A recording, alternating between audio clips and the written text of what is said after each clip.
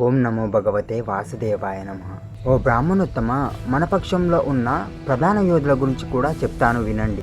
వీరు నాయకులుగా అత్యంత యోగ్యమైన వారు. మీకు అవగాహన ఇవ్వడం కొరకు వీరి గురించి తెలుపుచున్నాను. మీరును భీష్ముడు, కర్ణుడు, కృపాచార్యుడు, అశ్వత్థామ, వికర్ణుడు మరియు భూరిశ్రవుడు వీరందరూ ఎప్పటికీ యుద్ధములో విజయులే.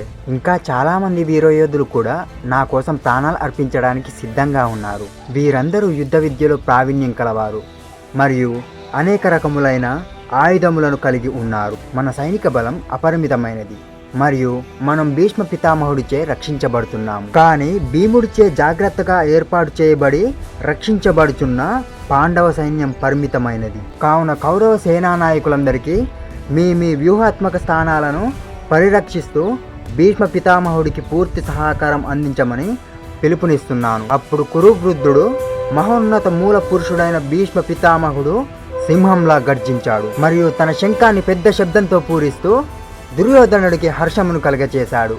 ఆ తర్వాత శంఖములు, డోళ్ళు, డంకాలు, బేరీలు మరియు కొమ్ము వాయిద్యములు ఒక్కసారిగా మ్రోగినది మరియు వాటన్నిటి కలిసిన శబ్దము భయానకంగా ఉండెను. ఆ తర్వాత పాండవ సైన్యం మధ్యలో నుండి తెల్లని గుర్రములు కట్టి ఉన్న ఒక అద్భుతమైన రథంలో కూర్చొని ఉన్న మాధవుడు మరియు అర్జునుడు తమ దివ్య శంఖములను పూరించారు.